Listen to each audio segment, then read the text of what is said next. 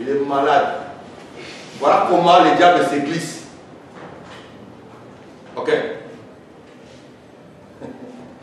Frère, c'est des jouets de cartes. Hein? Il prend les cartes, il chope. Voilà les blancs. Si tu as trouvé les blancs, il y a 50 000. Tu as bien vu, ouais. Tu as bien vu, ouais. Change les blancs. Au départ, tu as bien vu, au près, tu ne vois plus bien clair. Tu fais comme ça, ce n'est pas les blancs. C'est ce qu'ils font. Ils font les jets de braqueurs d'Adjamé.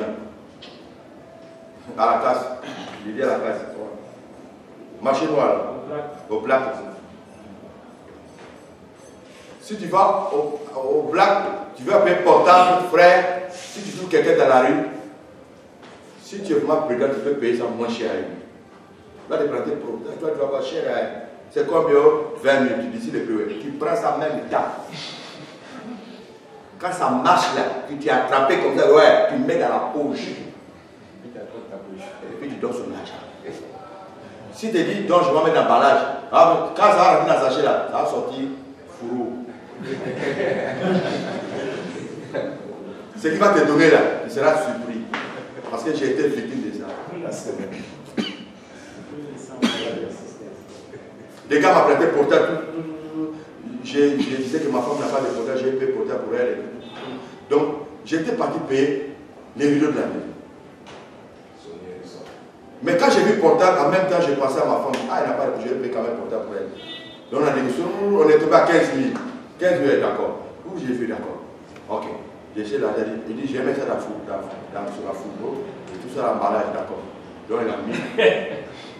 Il met dans le sachet, ça tombe dedans, il ramasse le fourreau déjà préparé, et puis il donne. Toi, tu dis, il faut partir vite parce qu'ici, il y a des bandits. C'est la casse, hein? Toi, tu fuis toi-même.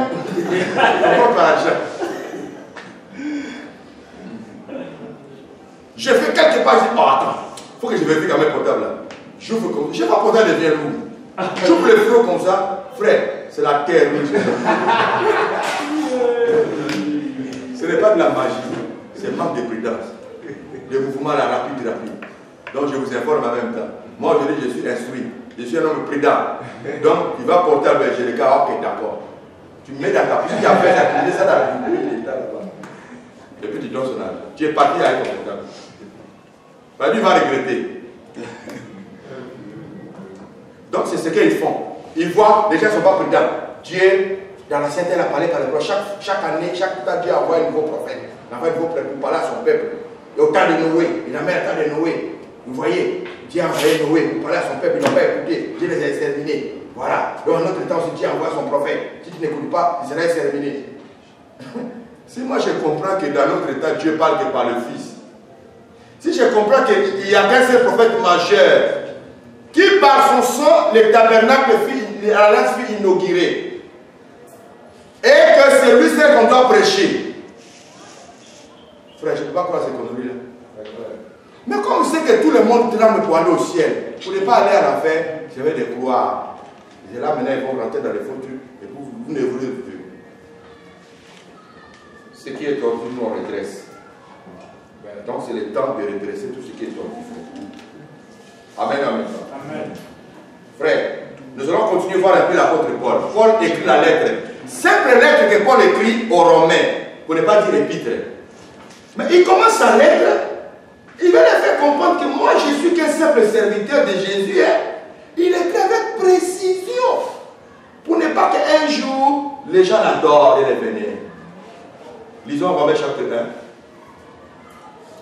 1. Pas du verset 1er, ça va jusqu'au verset 9, hein? Mais on va lire quelques versets seulement par rapport au temps. Romains 1. Oui, on va lire verset 1er. Paul, serviteur de Jésus-Christ. Ah, voilà comment ça commence. Paul, serviteur de Jésus-Christ. Amen. Amen. C'est-à-dire, je ne suis pas venu prêcher de moi-même, je ne suis pas venu prêcher de mon propre chef, je suis au service de quelqu'un et cette personne s'appelle Jésus-Christ. Amen. Amen. On continue. Appelé à être apôtre, mis à part pour annoncer l'évangile de Dieu, qui avait été promis auparavant de la part de Dieu par ses prophètes dans les Saintes Écritures. Ok, lis le verset 9. Le verset 9. Dieu que je sais à mon esprit dans l'évangile de son Fils, m'est témoin que je fais sans cesse mention. Le Dieu que je prêche dans l'évangile de son Fils. Il n'y a pas un autre évangile. Il n'y a que l'évangile de son Fils. Son Fils c'est qui? Jésus. C'est Jésus. C'est ainsi que l'apôtre Paul dit, il n'y a pas un autre évangile. Ces gens-là veulent vous troubler. Vous donnez notre évangile. Il n'y en a pas deux, il n'y en a pas trois. Il n'y a qu'un seul évangile. L'évangile de son Fils. Paul n'est pas venu avec un nouveau évangile. C'est ainsi que quand tu comprends ces choses, tu vas voir que ceux qui prêchent, il dit par exemple Paul et l'ange de l'église d'Éphèse, c'est lui, le messager de l'église d'Éphèse. C'est un faux problème. Baptisé, oui, mais n'est pas l'ange de cet âge-là. Parce que qui dit l'ange de cet âge-là, le qualifie comme prophète majeur, qu'il faut écouter. Si tu n'as pas écouté, tu vas en enfer. C'est dans cette processus-là, ils ont continué jusqu'à arriver à Branham. C'est des Branham, c'est des Branham. C'est des. Comment? Philippe. Des Capo Philippe, c'est Capo Philippe. C'est des Jéhovah, c'est les maîtres. Chacun a son dernier prophète. Frère, croyez-moi, c'est le piège immaculé de Satan lui-même pour mélanger le peuple de Dieu. Il n'y a qu'un seul prophète majeur. Tous les hommes de Dieu que Dieu a utilisés puissamment, tels que les John Wesley, les Columba et autres, on ne peut pas ignorer comment Dieu les a utilisés. Est-ce que vous comprenez? Il ne peut jamais être le prophète majeur. Ça, c'est la première chose que vous devez comprendre. C'est comme ça que Dieu a confondu Élie. Élie est arrivé à un moment où il se croyait être le seul prophète qui est resté en vie, qui est resté en connexion avec Dieu. Dieu lui a dit, j'ai caché combien? 7 000 prophètes qui n'ont pas franchi Jésus de Ramad. Mais lui ne le voyait pas. En dehors de ceux qui ont fait un nom, frère, il y a d'autres serviteurs de Dieu qui Dieu a utilisé puissamment que eux, mais qui ne sont pas connus par les hommes. Voilà comment Dieu travaille. Dieu travaille sur la discrétion. Et lui ne savait pas qu'il y avait 7 000. Hein? Ce n'est pas 7 personnes. 7 000. Ils n'ont pas compris. Je les ai gardés. C'est ça les petits troupeaux. L'église de Dieu ne peut jamais sombrer. Dieu n'a pas besoin d'un prophète majeur pour venir être écouté. Tout ça sont des politiques. Vous allez voir que ces systèmes-là conduisent toujours dans un type de personnalité. Et ces personnes finissent toujours par être adorées comme Dieu. C'est très, très, très dangereux. Et c'est ainsi que vous allez remarquer. Hein, comme le temps est passé, je vais rétrécir un peu pour que nous gagnions du temps parce qu'on doit finir à 11h, là, déjà 11h15. Voilà. On a une manifestation à 14h. Frère, lisons après chapitre 1, verset 13. Je vais vous montrer quelque chose.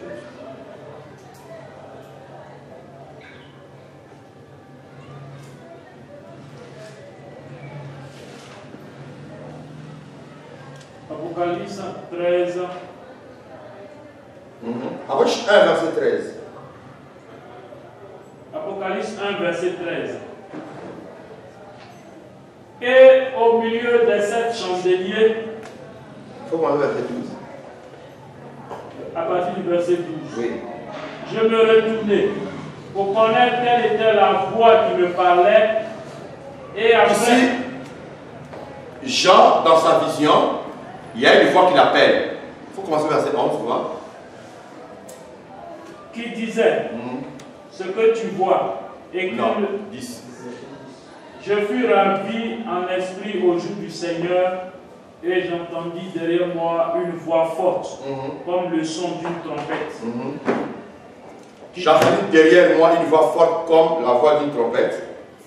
Oui. La voix d'une trompette qui disait ce que tu vois. Ce que tu vois. Écris-le dans un livre et envoie-le aux 7 églises, à Éphèse, à Smyrne, à Pergame, à Thyatire, à Sardes, à Philadelphie et à Laodicée. Je me retournai pour connaître quelle était la voix qui me parlait. Pour connaître quelle est la voix qui me parlait. Et après m'être retourné, je vis 7 chandeliers d'or. Et au milieu de sept chandeliers, quelqu'un qui ressemblait à un fils d'homme, vêtu d'une longue robe et ayant une ceinture d'or sur la poitrine. Au milieu de sept chandeliers, j'ai vu quelqu'un qui ressemblait à un fils d'homme, revêtu d'une robe blanche, une ceinture d'or sur sa poitrine. Frère, je vais ouvrir un peu une parenthèse par rapport à ces versets-là. Et j'aurai le temps de... Prions le Seigneur pour qu'il me donne le temps de vous enseigner un peu sur les traditions de la Bible. Voilà. Parce qu'il y a certaines choses que nous allons commencer à étudier sur Louis II. Quand tu vas comprendre ça, je pense que tu ne vas plus toucher Louis II. Voilà. Louis II a mal traduit beaucoup de versets de la Bible où il a fait de foutaises dedans avec Dieu. Vous savez, quand un message est mal traduit, la communication devient difficile. Si je te dis, salue-moi ta femme et les enfants, je te parle en anglais, tu dois traduire en français pour la personne que je donne la commission. Et lui, il traduit, demain, tu viens avec ta femme avec des enfants chez moi la même. C'est la même chose? Non. Lui, il va dire quoi? D'accord, j'ai compris. Pour la personne qui a parlé, il va penser que c'est fini. Il sera surpris le lendemain, il voit quoi?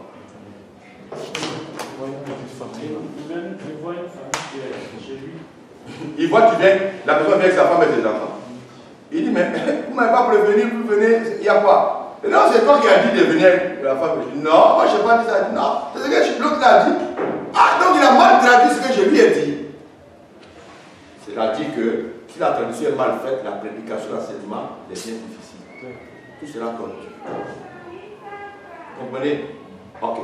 Le verset 13. Nous sommes à Romains chapitre 1. Ça, c'est la tradition du Seigneur. Je vais vous développer Christ au milieu des chandeliers, ok? C'est ça que je voulais développer. Mais avant cela, je vais parler un peu de la tradition de Louis II. Regarde ce que Louis II dit. Au milieu de combien de chandeliers? De 7 chandeliers. 7 chandeliers d'or. On est d'accord? Donc nous avons 7 chandeliers d'or. Prenez le fait.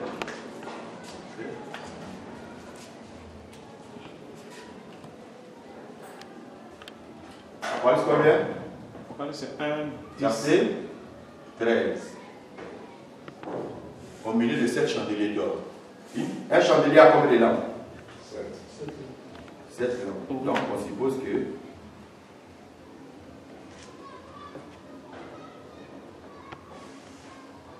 un, 2, 3, 4, 5, 6, 7. Ça fait 7 chandeliers. D'après la tradition, Louis II. Et Christ est où? Au milieu de 7 chandeliers d'or. On est d'accord? Oui. Maintenant, le même verset, chapitre 1, verset 3, lisons ça dans la version d'Arby. La version d'Arby. Quelqu'un a d'Arby là-bas? Ok, lisons. Rapidement.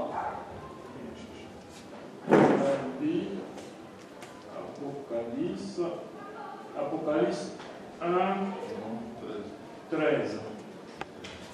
Et au milieu de cette lampe, quelqu'un de semblable au Fils de l'homme. Vous voyez ce que? Oui, vas-y. Quelqu'un de semblable au Fils de l'homme, vêtu d'une robe qui allait jusqu'aux pieds et ceint à la poitrine d'une ceinture d'or. Amen. Amen. Là-bas on dit quoi? Au milieu de cette lampe. Au milieu de cette lampe. Cette lampe, un chandelier est composé de combien de lampes? 7 lampes. Donc il s'agit de combien de chandeliers? Un chandelier. Un chandelier d'Arby. Voilà. On se comprend? Darby dit un chandelier d'or, c'est-à-dire 7 lampes.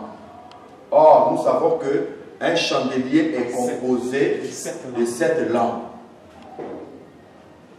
Darby dit 7 lampes, c'est-à-dire qu'il s'agit d'un seul chandelier. Ok. Pour comprendre maintenant entre les deux, qui a raison? Il faut toujours se référer aux Écritures. C'est ça. 1. Quand nous rentrons dans le lieu saint, il n'y avait pas 7 chandeliers. Il n'y avait qu'un seul chandelier dans l'église sainte. Et le prophète Zacharie n'a pas descendu à chapitre 4. Zacharie 4, verset 2. Disons. Zacharie 4, 2. Voilà. Et il me dit, que vois-tu? Que vois-tu? Et je dis, je vois, et voici un chandelier tout d'or et une coupe à son sommet et cette lampe sur lui. Amen. Je vois combien de chandeliers? Un chandelier avec combien de lampes? 7 lampes. 7 lampes. Est-ce que vous comprenez un peu? Donc, le verset de l'Apocalypse 1, 13, en bas, Jésus a expliqué, les 7 lampes sont les 7 églises. On est d'accord? Les 7 lampes sont les 7 églises. Or, le second nous traduit dans les règles dit 7 chandeliers. Or, 7 chandeliers, si un chandelier fait 7 lampes, on est d'accord? Donc, automatiquement, le second nous conduit dans combien d'églises? 49 églises. C'est 7 églises. Oui, ça y est, les 7 églises. Vous comprenez ça un peu? Cela veut dire que lui, second a mal traduit ce verset. Et il y en a plusieurs. Dieu nous fera grâce, on aura peut-être ces chapitres-là. Parce qu'avec moi, l'école ne finit pas. Ça, c'est la grâce que Dieu m'a donnée. Chaque fois, Dieu nous ouvre l'esprit, ou machin, tout ça. Donc, on peut boucler le 3e cycle, mais il y aura des éléments qui vont les aider moi-même, peut-être pour les générations futures. Ça, ça a toujours été comme ça. Donc, il ne faut jamais penser que quand tu finis avec moi, nous on a fini, on a bouclé tout. Avec moi, c'est difficile. D'ailleurs, c'est impossible. Ouais, ça finit pas. Donc, il y en a plusieurs, frères. Il y en a plusieurs. Juste pour vous dire que la personne qui est au milieu de cette lampe, c'est Christ. Comme les 7 lampes représente de Christ, l'Église, c'est Jésus seul qui fait sur tous les âges de l'Église. C'est lui seul qui est le prophète majeur. Il est au milieu de cette lampe. Il sait ce qui se passe depuis le premier âge de l'Église jusqu'à sa fin. C'est lui seul qui a les yeux qui veille sur tout. Parce qu'il est au milieu. Il connaît le commencement et la fin. Comment tout va finir, il connaît, il veille sur tout.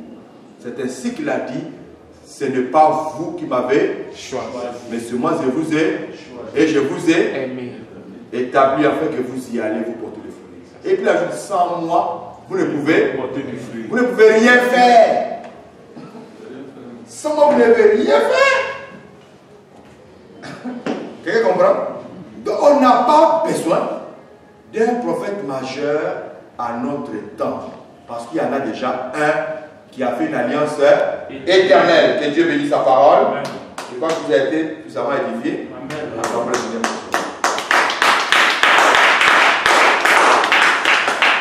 Ok. Pour boucler, j'aimerais que nous lisons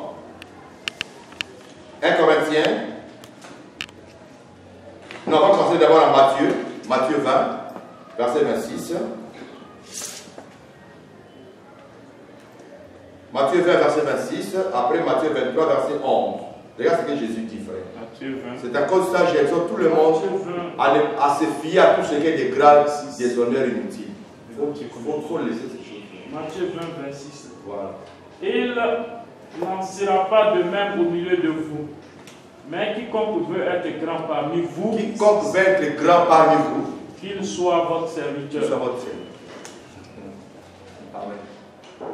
Quiconque veut être grand parmi vous, qu'il soit votre serviteur. Or, le monde dit le contraire.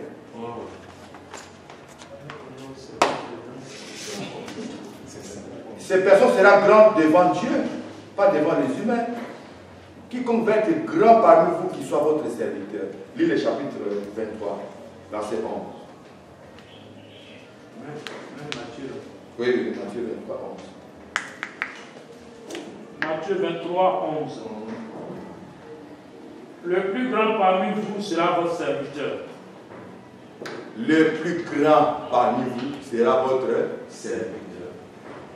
Et l'apôtre Paul, quand il était même à Corinthe, les gens de Corinthe disputaient. D'autres sont pour Paul, d'autres sont pour Apollos. Il dit, mais non, entre moi, qui est mon vous? Personne. Nous sommes que des serviteurs, des ouvriers. L'autre a semé, l'autre a arrosé. Mais le plus grand, c'est lui qui le fait croire. Comment on peut te dire aujourd'hui, tu ne crois pas à ce monsieur, tu n'auras pas la vie éternelle, tu iras en enfer? Est-ce qu'il est mort pour toi? Est-ce qu'il a inauguré l'alliance? Est-ce que c'est ce que je te dis? Frère, renoncez aux honneurs inutiles. Amen. Amen. On doit mettre une fauteuil, on te soulève en haut, on te soulève. Alléluia, louons les scènes, et toi qui es là-bas, tu fais comme ça, comme le Mobutu à son temps. Que la gloire est au Seigneur. C'est à lui appartient la gloire, la puissance pour tous les siècles. Tu veux comprendre? Tu vas être le plus grand, fais-toi serviteur. Il faut arrêter les titres à bishop, archibishop, archevêque, chaud. Ça laisse ça. Ça n'a pas d'importance pour Dieu. Tout ce qui est élevé aux yeux des hommes, c'est une abomination des hommes. Je veux faire de toi un messager de dernière heure. Je n'ai pas dit prophète majeur. Je vais parler de l'acte correcteur pour aller corriger où les gens ont fauté. Les amener dans la parole authentique et qu'ils comprennent que ce n'est pas ça. C'est du faux que vous prêchez. Et pour que cela soit réel, va tester ton médicament, frère. C'est ça. Va tester le produit que tu as reçu, va tester. Croise un branche, prêche. Tu vas voir que c'est efficace. Parce que les années qui viennent après, je n'aurai plus le temps pour vous. Parce que je sais que les pasteurs vont quitter par-ci, par-là pour venir briser. Va pouvoir nommer la parole authentique. Nous, on n'a pas besoin de donner un diplôme international qui va montrer au monde entier que voilà, j'ai fini dans l'international, reprenez-moi. Non. Le diplôme que tu reçois ici, c'est la pure connaissance qui va te mener à présenter à Christ Jésus une église sans cache, ni rien de semblable. Amen. Quelqu'un comprend? C'est ça qui est important.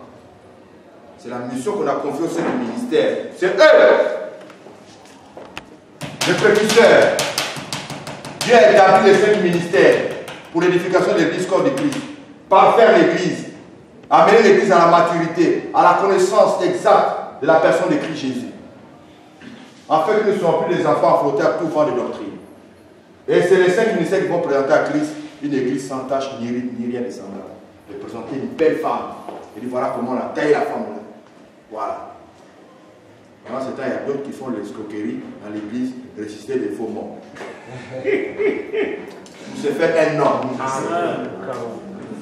Tu veux marcher avec des pasteurs qui ont fait un an. Toi, tu veux faire un an. Tu es malade. Tu n'as pas lu Philippiens 2:9. Tu as vraiment élevé les seuls noms, c'est Jésus. C'est les seuls noms qu'on doit élever. Toi, tu veux aussi qu'on élève ton nom. Tu as quel problème? Frère, les travailleurs dansent. Ils mettent les photos devant les églises. Les bishops, les référents, tout le monde va passer, doit les connaître. Il n'y a même pas Jésus dedans dans ça. Ils prêchent eux-mêmes. Mais prêchons Jésus, frère, il y a la caméra. Tu vas bloquer l'image, frère. Quelqu'un comprend? Quelqu'un comprend? Que Dieu nous bénisse. Voilà. Ok, moi j'ai fini. S'il y a question.